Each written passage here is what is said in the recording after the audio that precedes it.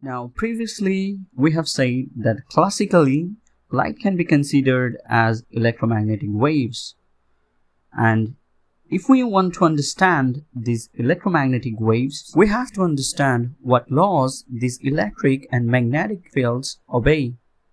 Physicist James Clerk Maxwell unified all the laws of electric and magnetic fields into a set of 4 equations, which we call the Maxwell's equations. These equations can be expressed both in integral form and in differential form.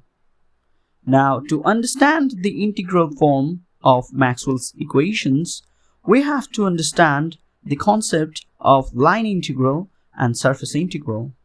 So let's start with line integral. So let's say we have a mathematical line, gamma, which has this shape.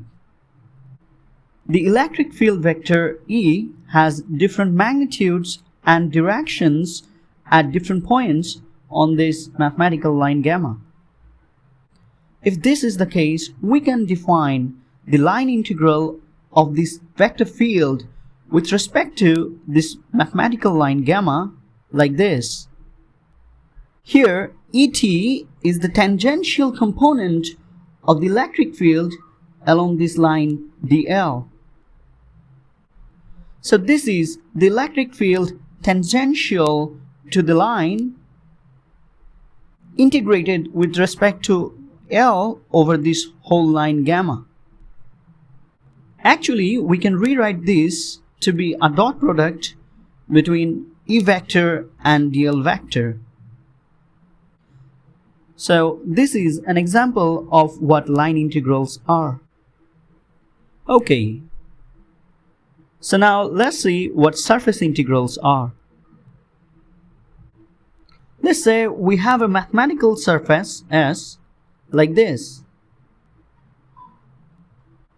On this surface, we can take a small patch of area which we denote by dA.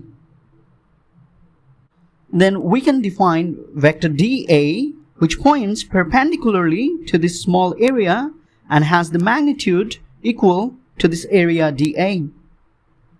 So dA vector can be rewritten as dA, which is the area of this small patch, times the unit normal, which is perpendicular to this area.